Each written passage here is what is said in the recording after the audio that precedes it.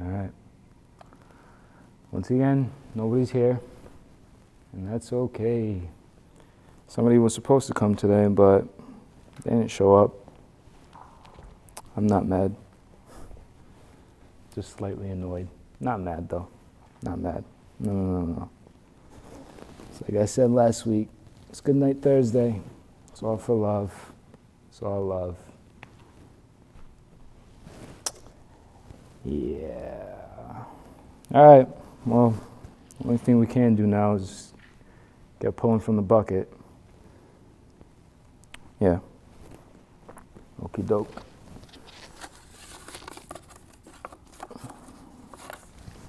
Oh, ironic. This was supposed to be his, but he's not here. So, yeah. What bloomed in my blood? What bloomed in my blood? Everything changed. We know that.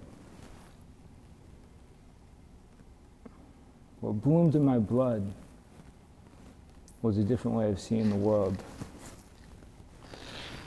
Was realizing, I know I already touched on this, but realizing that life should not be taken for granted. And the only way I'm going to get to where I'm going is by putting in a considerable amount of work. So what bloomed in my blood was I had this life where, I had all of these goals, all of these dreams, these ambitions, but I had no ambition to actually get there, especially when 2015 was the peak of, a childhood, a youthful era. I denied myself the goals, the creativity, because that wasn't cool. It wasn't cool to go into the woods and play like it wasn't cool to go in the woods and play like we did live in The Walking Dead. And don't get me wrong, there were the few kids that we did that after school with real machetes and pellet guns, fucking wild kids. But for the majority of the people I was around, the popular ones, and what I consider myself a popular one, which is the stupidest shit that has ever flown out of my mouth, it wasn't cool with them. What was cool with them was being cool. But after everything changed, what bloomed in my blood was the realization that I need to give myself that creativity, that heart of somebody who has all these goals, these aspirations, and use the ambition to achieve them. I don't know if this near-death experience never happened if I would have been 19 and publishing my first book. I don't know if that would have happened. I can't predict that future because I never lived that life. But this thing lit a fire under my ass. I didn't stop. I couldn't stop, and I didn't know that I wasn't somebody who couldn't stop. I just kept going and going and going and going, and these things happened because I kept going and going and going and going. What bloomed in my blood was a real work ethic, was a real go-get-'em spirit. What bloomed in my blood was seeing the world in a completely different light, to where I don't have time to play make-believe, not in the sense of creativity, because, if I'm writing something that's fiction, I'm playing make-believe, even if I'm using my world to inform the fiction. But I say play make-believe in the sense of being around people who I have to play pretend around, because either my true self wouldn't be accepted, or I don't see them as a good aspect of my life. So playing pretend around somebody, it's draining. It takes a lot away. What bloomed in my blood was that. That was part of what bloomed in my blood. Just all of this this tidal wave, this tsunami of new perspectives, new ideas, still having goals in the light of being larger than life, but doing all the work that was necessary to achieve that life that still has the potential to be larger than life.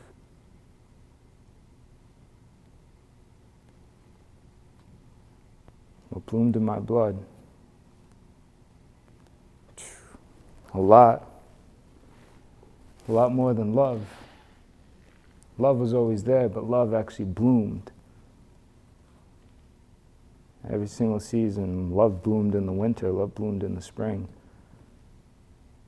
Love was always there, even after, and it was there before, but love had a different meaning.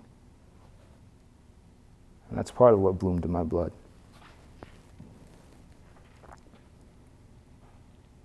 Yeah. That's all I have to say about that. I wish the person who had that topic came, but life doesn't wait for you, unfortunately. And this is one of my best friends. I love this kid, but he knows that life doesn't wait for you. Yeah. All right, let's get on to another one. I pulled two. Let's play. Eeny, meeny, miny, mo. Eeny, meeny, miny, mo. I catch a tiger by the toe. If he hollers, let him go. I pick you. Oh, and this is one I don't want to do. So, fate.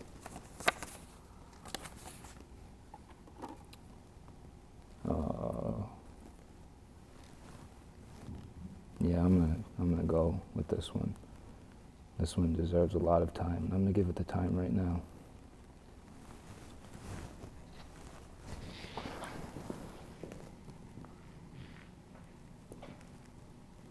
I have to preface this one,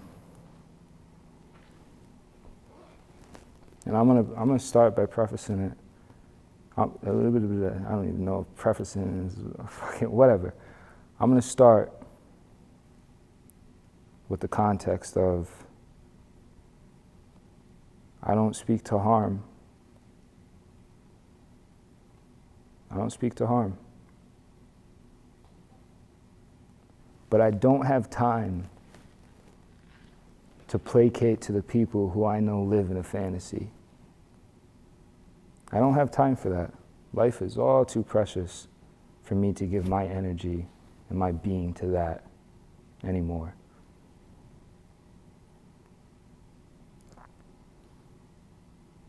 I have to preface it with, I was a great friend. I was a great son. I have to preface it with things like that. Because what I'm about to say is something I've remained silent. I remained very silent about this specific topic for all too long.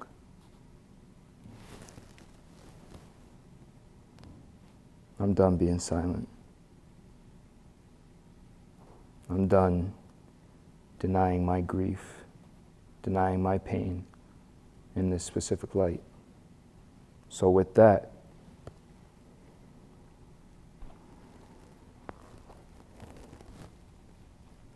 it is not personal.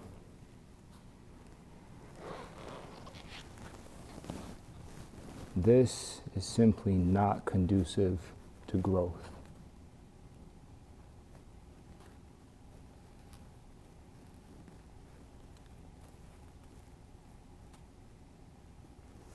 Come the start of the 7th grade, and the 7th grade for me is when middle school started. That's no longer the case for a lot of children who are in middle school, but that's what it was for me. Middle school was 7th and 8th grade for the school district that I was in. 7th grade started, and we were just placed into another school with a whole lot of kids. Some knew each other, some didn't. I knew a few people, but I wasn't around those people that I knew. So just like the school year prior, it felt like I was the new kid. And I wasn't alone in feeling like that, but I didn't recognize that at the time.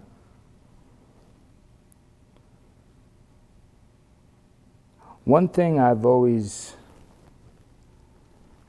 looked for in a friend, whether that be a classmate or an actual friend, is somebody who I can laugh with, somebody who I can smile with, somebody who I can tell jokes to and they can tell jokes to me and we can both laugh at each other or with each other. Come the start of the 7th grade, I think it was in Spanish class, I met this one kid. Let's not refer to him as any single name. I won't even make one up right now. This one kid,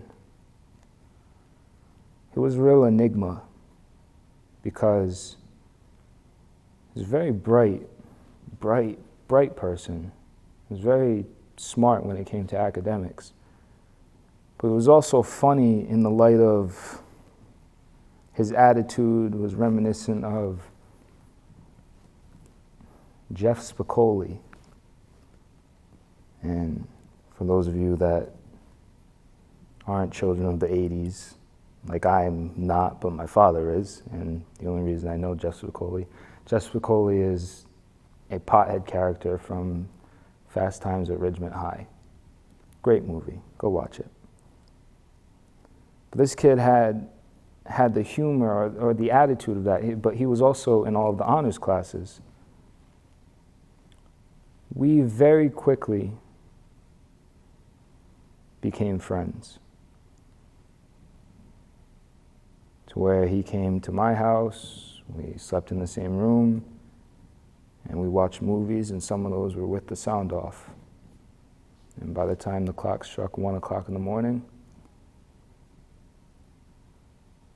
we had those important conversations.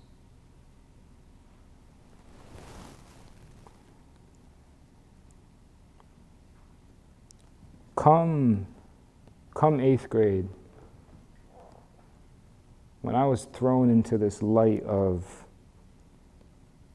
not even thrown into it, when I found myself in the light of everybody is my friend, he was considered one of the best ones. We spent every single day after school together, riding our bicycles, going to places that we didn't belong, but we were having fun, we were kids.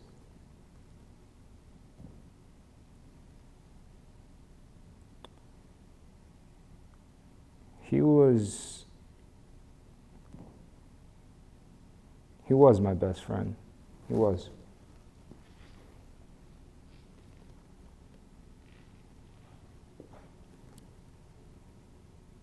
And then, May 29, 2015, once I was stable enough, he came to visit me in the hospital. Saw me in a position that I never wanted him to see me in. But he saw me in a wheelchair. He saw me in a hospital room. It was nice to see him, but that was the last time I saw him. Because moving through that time, when I got myself out of the hospital, all the pre-testing I had to do to even be qualified to start high school,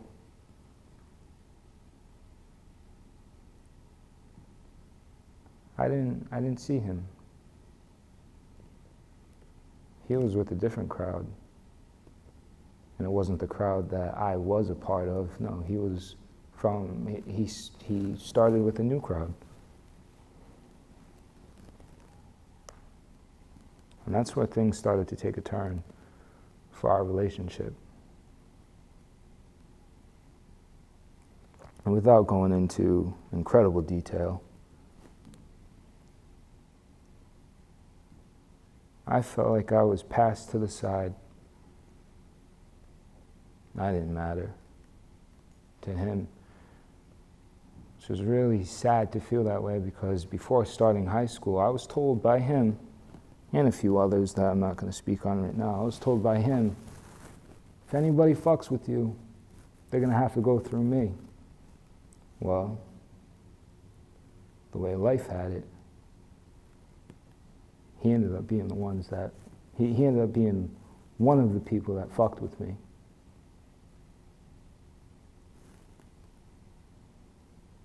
I was a great friend. I saw his ending before anything even began. I did nothing but sit by, be passed to the side, looking out for him.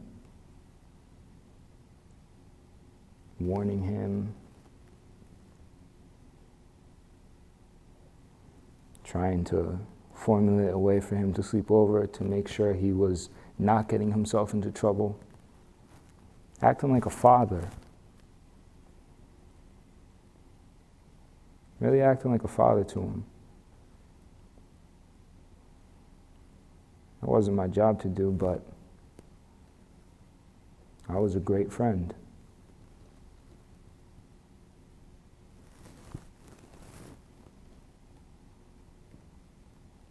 I was a great friend.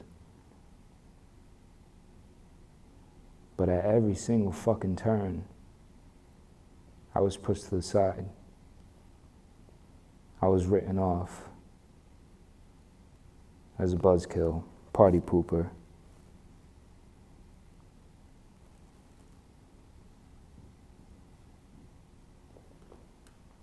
If he's watching this right now, or even listening, he knows exactly who he is. And if he doesn't, he will by this next part.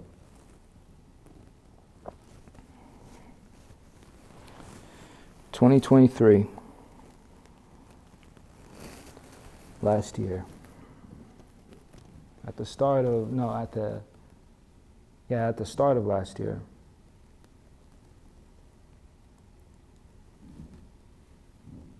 I received a message from a raven, an anonymous message. And that message was, hey, it's okay, I know about an umpteenth amount of people with that very common name. Is it last name? Is it last name? Or is it last name? Oh no, it's last name. I just wanted to see if you wanted to meet up because I miss you and your family. Wait, you miss me? What? 1, 2, 3, 4, 5. Okay. Yeah, I miss you too. 7 years ago, when you decided not to be my friend. When I was the one who looked out for you. When you were in the back of cop cars. When you were getting transferred through schools because your academic performance or whatever the fuck. Yeah, I missed you too, 7 years ago. But at that point, the beginning of 2023, my debut book was almost 3 years old at the point. No, it was newly 2 years old. Every project, any stride I made, yeah, I missed you too. 7 years ago, when you decided not to be my friend. And I wasn't just a good friend to you, I was a great friend to you. And don't take it personal, because you were a friend from a great fucking time. You were a friend from a great time. Don't ever forget that. You were a friend to me in a great time. You were. I'll always give you that benefit. But moving on, no, don't get it twisted. You were not a friend. You were not a fucking friend to me. No. No. And the thing is, if I decided to make villains, which is something I pride myself on not doing, and the truth of the matter is, I had 1,000,002 reasons to be bitter, to walk around with a heavy load on my shoulders, to look at the world pissed off. I had 1,000,003 reasons to make villains. But I didn't. But let's imagine if I was the type to make villains. Oh. Mr. Last name. You would have been the first one. You would have been the first one. Because immediately when I got back to the state that we both resided in, to the city that we both resided in, to the school that we both attended, you didn't know who I was. I know you did know who I was, but you made me feel like shit.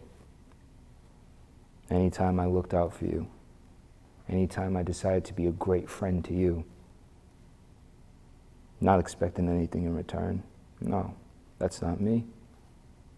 For better or for worse, that's not me. But you weren't a friend. Don't get it twisted. You were not a friend. I missed you. Yeah, I fucking missed you too. 7 years ago. 7 fucking years at that time. Because now, this May is going to make 9 years. I said last week, maybe I make amends with people from my bad past. No. Not with you. No. You're the reason why I felt like the world forgot about me. You're the reason why ghosts will forever be in that equation. You weren't a friend to me. Don't get it fucking twisted. No. You were not a friend to me. No.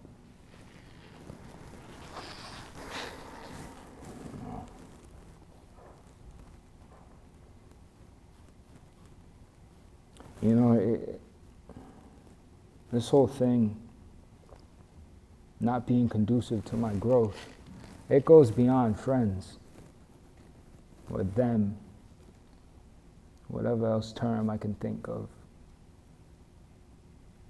No, this goes beyond the social world. FAMILY. I'm not going to go into that again. Nah.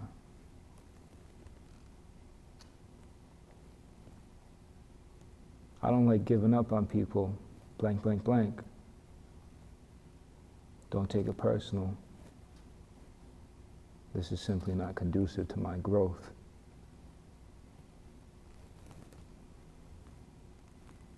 Happiness lives in the same light of love for me. That's a pillar of life. And I didn't feel happy for a long time. All too young to be battling that war. I don't apply age to my circumstances, but I was all too young to be battling the war I was fighting in.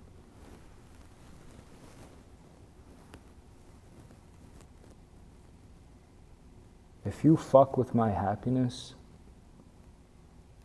repeatedly, because I'm not a one and done type of person. I need to have 1,000,002 reasons to finally give up. And even then, I'll give you 1,000,003. If you fuck with my happiness, I'm done. I'm done. I've been placed as the wrong keeper more times than I can even count. If you fuck with my happiness. Yeah.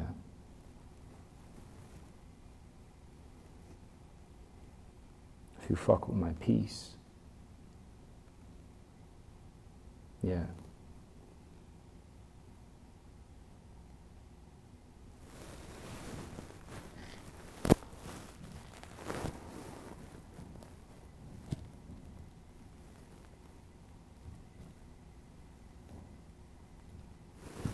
You know, if people are resistant to change, I'll never understand you. If you are resistant to change, I will never understand you.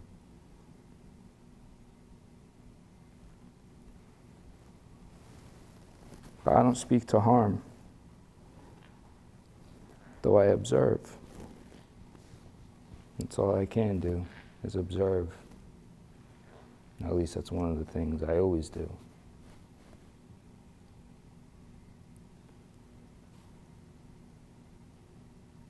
I saw a picture of this last name in a rare moment when the face just crossed my line of sight one day. And in this photo, I saw somebody who hasn't changed, who has not changed. Seeing this photo was maybe a month or two ago, so let's chalk it up to 8 years, and you haven't changed.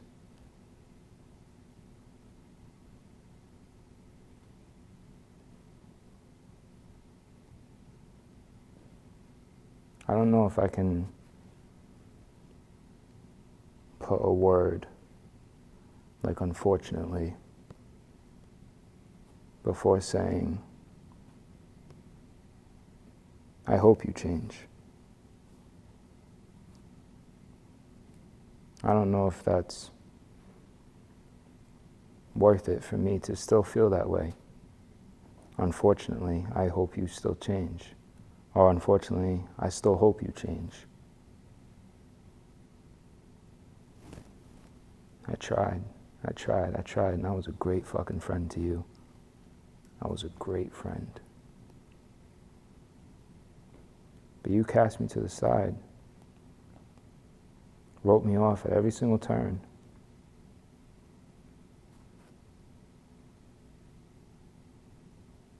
So don't come to me after 7 years and say I miss you, because that love wasn't strong enough to begin with for you to even say that. There's one person in my life that could ever work for. And they know exactly who they are. I won't say their name, or I won't even allude to them in any hint type of way. Nah. Don't take it personal. It's just not conducive to my growth. And I have to grow. I have to grow. That's all I can do, is continue growing, move on through life. I think I got everything with that. Yeah. Yeah.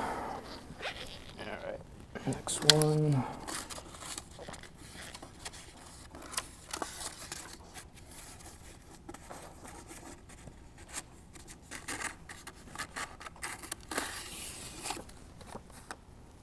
Okay.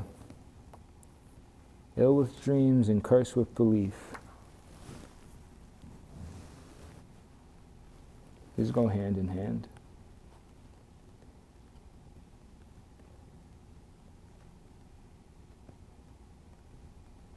I'm terminally ill with dreams.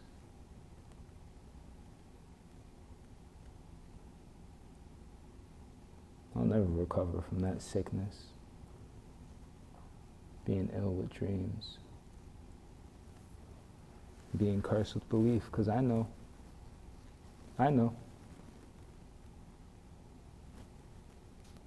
After taking stock of my life and looking at everything I've done so far, and as young as I am, I know.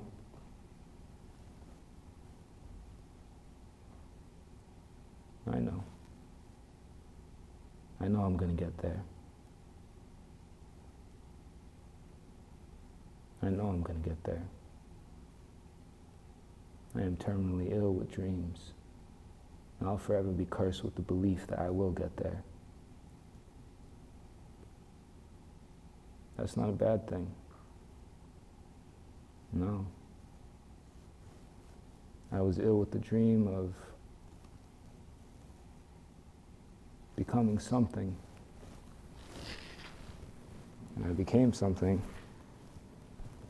well before I was 19 in publishing my first book. I was something before that.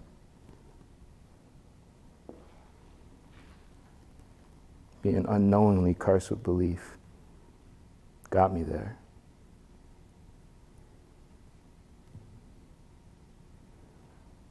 I'll forever be plagued with this beautiful sickness. This sickness that took me up a flight of stairs right after getting out of that wheelchair.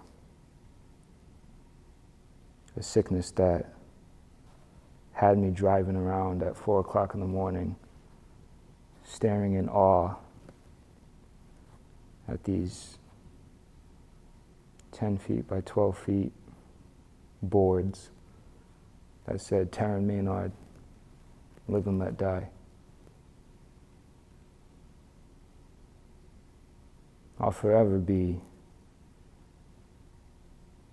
sick.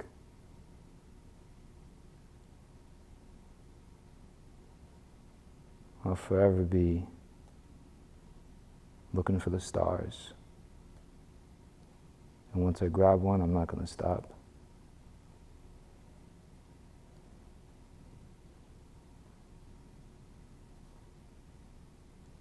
Will I live forever? I don't know. Ask me when I was 19.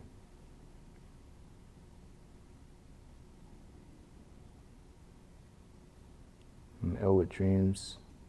I'm cursed with belief.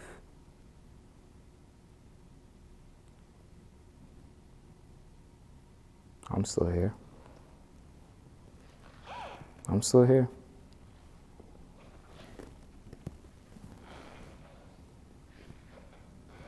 By the water, under the trees, and with stories, I'm still here.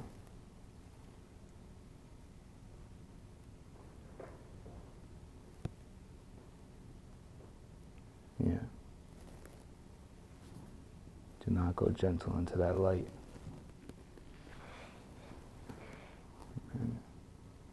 It's not time to say goodnight. No.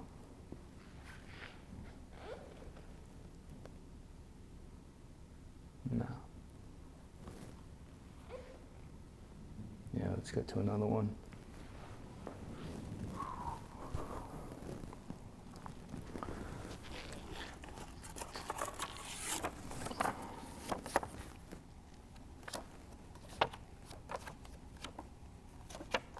This one is simple. It's one word. Grow.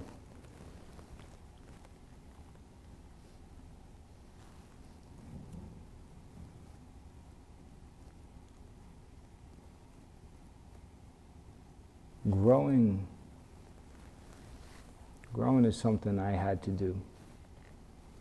I couldn't escape from that. I couldn't run from it. I had to take it in any form it came in. And growing was through the snow, through the sleet, through the hail, through the rain, through the fire, through the smoke, through the love,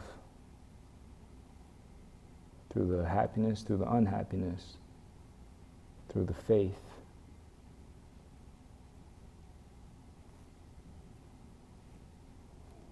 And seeing everything in the world's away, but knowing that I only get there by growing.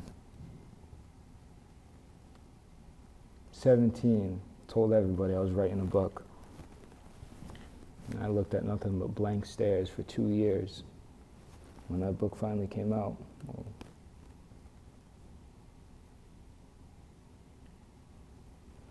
growing is something I have to do.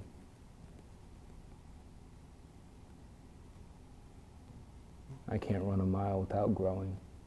I couldn't get to the point of running a mile without growing.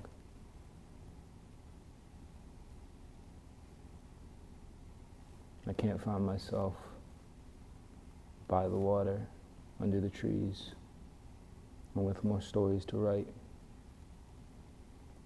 unless I choose to grow. And I'll always choose to grow. Because if this life is real, I have to grow.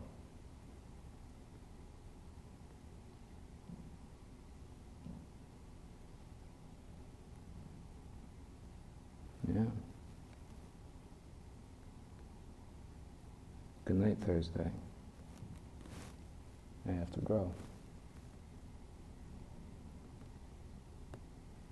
Love you. Cut it.